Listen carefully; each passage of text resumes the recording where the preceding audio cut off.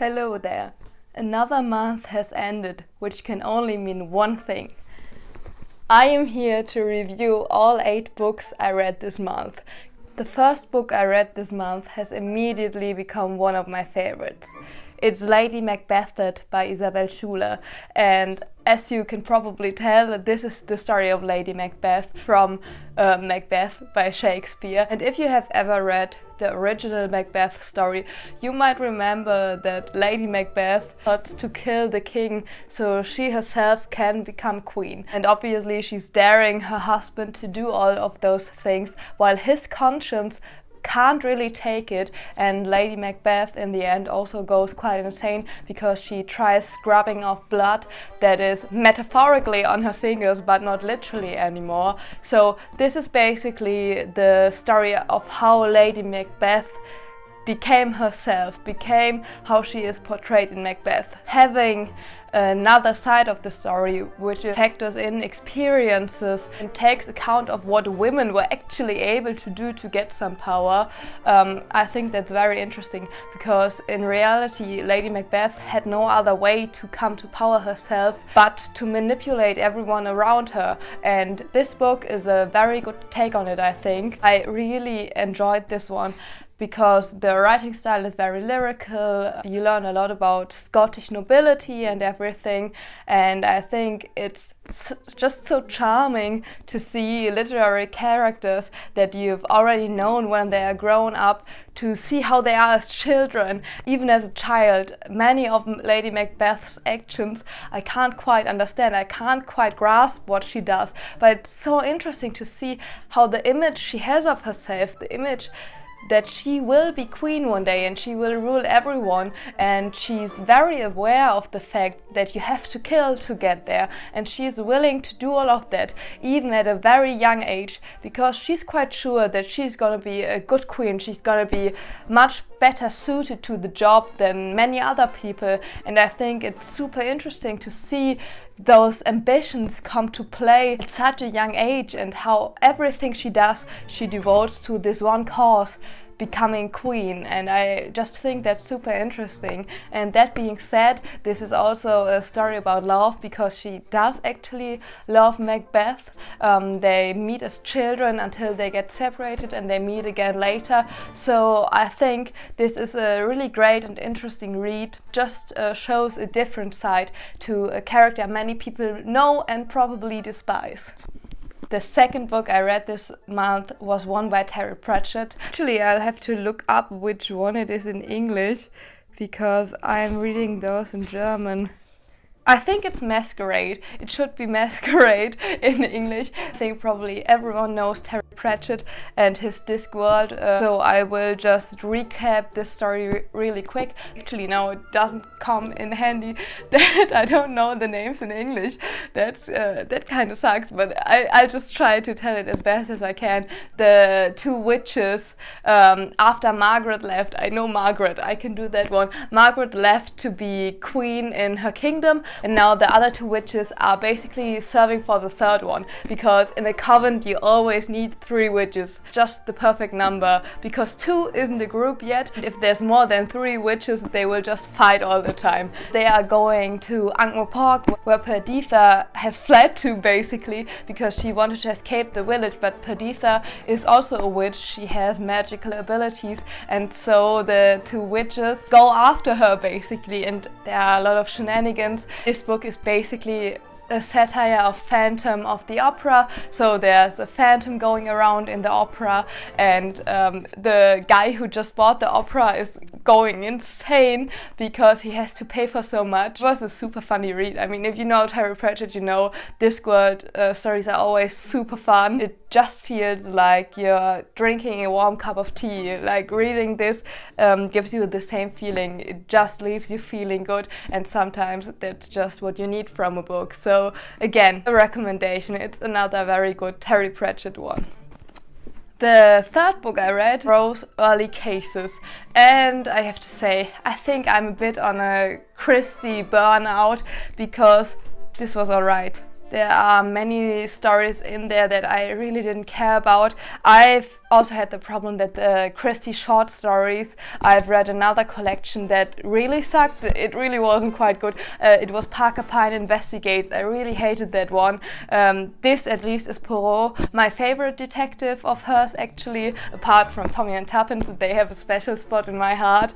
But yeah, the short stories just don't really give it to me because they are just so short and there's no real mystery there. There's just so many clues you can put in like 10 pages and it all feels rather unfinished. All of the stories in here feel like they could have been a book if they had been fleshed out more, but Christie just didn't have time for it because she wrote like a million other stories. So yeah, that's why I'm not really disappointed. What I can say is that this is a book. If you want to read something that's not too bad but not really good, get it, but I wouldn't go out of my way to read it. If you're like a big Poirot fan, if you're a big Christie fan and you have to read all of her books, then I guess you can read this one. It's not one of her worst ones. There's only so much racism and sexism a book series can really take, and Agatha Christie is really stretching the limits most of the time. Yeah, so that's, I think maybe I'm just a little bit over Christie.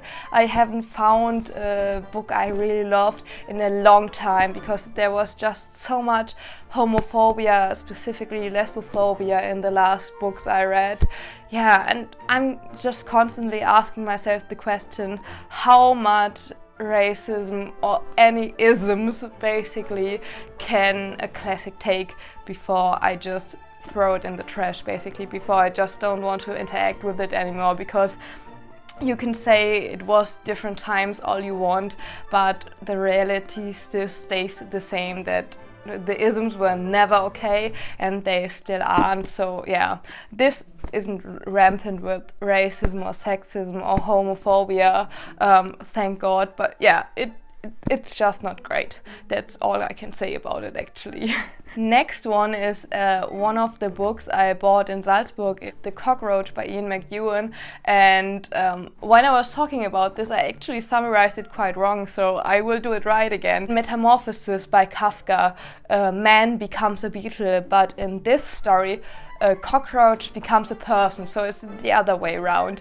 And this book is very thinly veiled, if veiled at all, criticism of the government during Brexit, specifically the factions that were pro-Brexit, and they are likened to cockroaches. And I have read criticisms of that online, and I obviously get where they are coming from, because famously the Nazis discredited their enemies by calling them cockroaches and thus likening them to animals or to pests that need to be stamped out to be killed. You should never handle a political enemy like they are animals, or fuel hatred.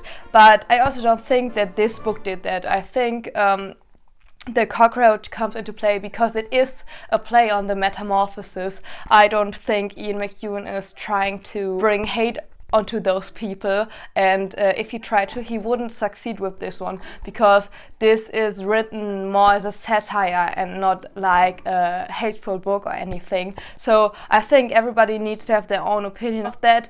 If you have a problem with likening politicians to cockroaches, obviously that's your prerogative.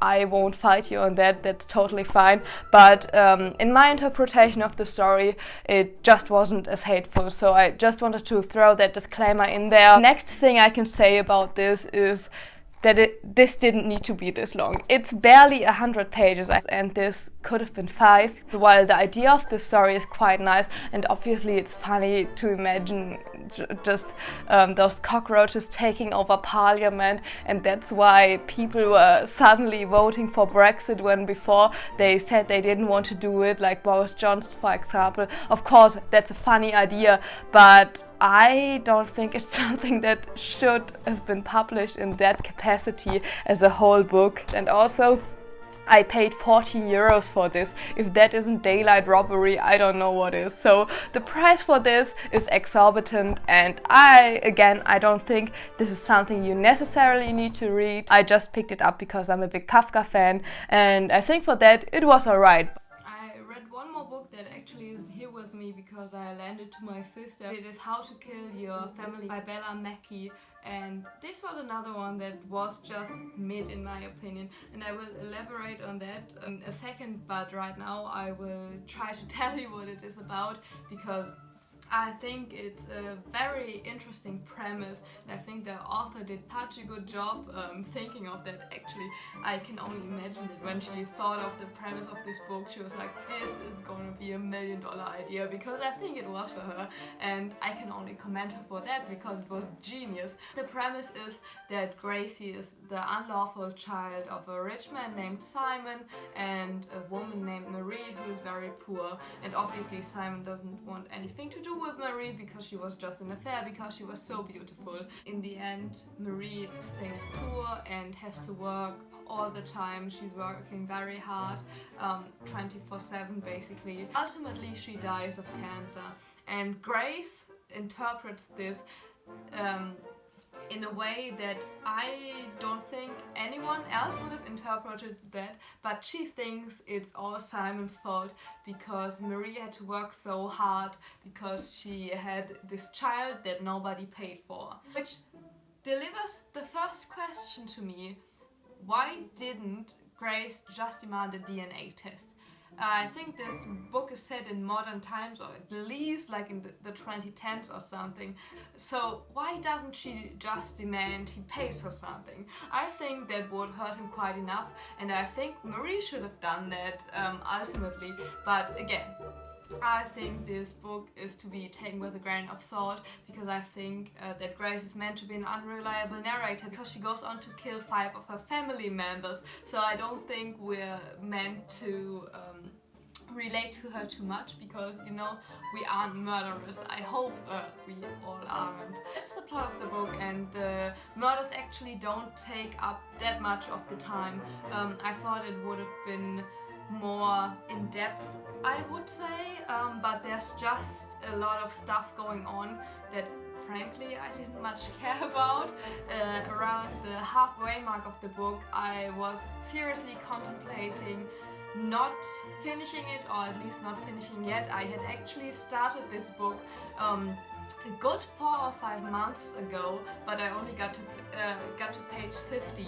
I think that says something about it, at least because after her first murder she just takes a long while to, I don't know, ramble about everything that comes to her mind, because one thing you need to know about Grace is that she holds grudges and she will tell you all about them, but it's just very specific grudges, and I gotta admit that she is very funny while doing it, and Bella Mackie's writing style is just very fun in general. Sometimes you even find yourself thinking the same thing or being like, yeah, there's some truth to that, and I think that's kind of the secret of making Grace a likable protagonist while also portraying that obviously she isn't quite sane in the head. So to put it all together, I wasn't a big fan of the long stretches of nothing happening. I thought the characters, the family of Simon, was very cartoon villainy, for lack of a better word, which makes sense because you kind of want the reader to feel like he wants them dead, otherwise you feel pity, and I don't think that's what this book is going for. And thirdly, I hated the twist at the end. To me it felt very like a very transparent move to set a second one of those books up. I just wasn't the biggest fan of it, but if the things that I just voiced don't concern you that much, or you think you can look past them, I would recommend it. I mean, this book has been very Book Talk famous for a reason, and I think the reason being that the premise is just genius, because where do you get that? A murderess who murdered 5 people and goes to jail for a murder she doesn't commit. That's juicy, that's everything you want. That kind of irony that Alanis Morissette talked about in her song, and I think there's something in us that we find this so interesting, that we want justice for the murder she didn't commit. We want her to go free because we're like, that's so unfair, she didn't commit this murder. But I think that's very interesting, and if you're interested in that, I think you should pick it up. Next two books are actually part of a series that I think is only available in German because those are Austrian murder mysteries. They follow the lives and also the detective work, shall I say, of Anton, who is a retired apothecary, and Ernestine, who is a retired school teacher. I just think this is a very interesting dynamic that I haven't seen done in a murder mystery that often. Those stories are all set in Vienna or around Vienna in the 1920s. And the first one I read is Murder on the Danube, where they are going on a cruise to Budapest, and obviously someone dies along the way. There are some standout characters. There's a cartoonist, I might say, a sketch artist, a woman who wants to go to university to perfect her skills, but they won't let her. This isn't a book you should reach for if you're searching for something that's so beautifully written. This doesn't have lyrical writing style. It's just very straightforward. The thing it really has going is that the protagonists are so likable, Anton and Ernestine both. You root for them. What I have to say about this one, what I didn't quite like was the depiction of mental illnesses in some instances. I think the author tried to do her best. I don't think she hates people with mental illness or something, but I think there was just a struggle between incorporating modern views on mental illness because you don't want to judge them and you don't want your characters, your main characters in this book, to judge them, and then just kind of stereotypical depictions of it.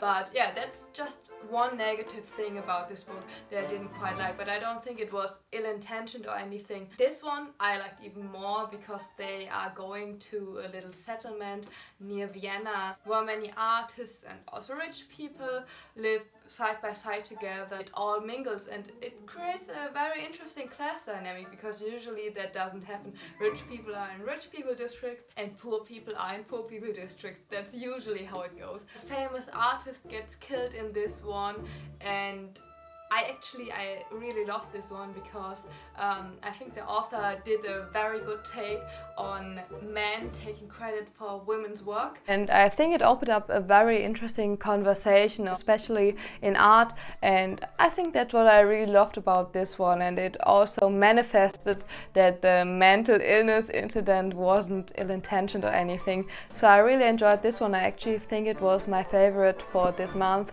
I think that says quite a lot in favor of it. The last book I read I was so excited for, and I can't really say that it disappointed me because it didn't. I was just being a little stupid when I picked it up because you see right in front it says in very bold and big letters Elektra, but I somehow didn't connect this Elektra to the Elektra that's mentioned in the Elektra complex by Freud, which is basically the opposite of the Oedipus complex. Child falls in love with the father and wants to kill the mother. Yeah. Do I need to say anything more about this? So this is the story about Elektra, who is the daughter of Agamemnon, and she loves her father a little too much. I hated Elektra. The whole first half I was like, why is she simping for her father so hard? Like, he deserves everything that's coming to him. Yeah, and then obviously I noticed, oh, that's why, because she's the famous Elektra of the Elektra complex. But also, what I have to say is, Oedipus had the great decency to run away from the prophecy. He ran away from who he thought were his parents and by accident murdered his father, which, I mean, you can't wrong him for that, and by accident married his mother and had kids with her. And when he found out, he had the decency to gouge out his eyes. And that's not what Elektra did, because she just stood around simping for her father, being like, oh boo-hoo, I wish I was my dead sister because at least she died in the arms of my father. Like, you for real? And also she gives great speeches like, yeah, I wish I was the slave that my father took, because she can see him right now and I can't. I'm quite sure that Briseis wasn't as happy about it as you might think she would be. But yeah, that brings me to another part of this, that sexual assault is a very big part of this, because obviously it's about the Trojan War and what happens to women in war. I don't really want to speak about. It's also not something I want to read about. I picked this up, this is on me, but this is always with the Greek mythology, because it's just so deeply rooted, such an aggressive view of what manliness is. And with that aggressive view of manliness, obviously comes a lot of sexual assault. And I think it's very important that the stories of those women get told. I think it's super important. I just think that it's not good for me to read it, because it's not good for my mental health, and I found myself putting off reading this. And maybe I should have DNF'd it, but I have a really hard time doing that. But I think this is gonna be my last Greek mythology retelling for a while, because again, it just doesn't make me feel good, but it's no problem with the book. This is beautifully written and it tells the female side of the stories, and I think that Clytemnestra and Sandra's part of the story was super interesting. It was just Elektra who I wanted to burn at a stake. I really hated Elektra, but I think you're supposed to. I mean, she's the worst. I mean, girl was energy. She said that only men can kill their mothers and fathers, but then she did it by making her brother do it, so gaslight, gatekeep, girl boss, I guess. So that's all the book I read this month, and I'm just hoping that next month's read will be a little bit less mid and a little bit better. So I'll see you then.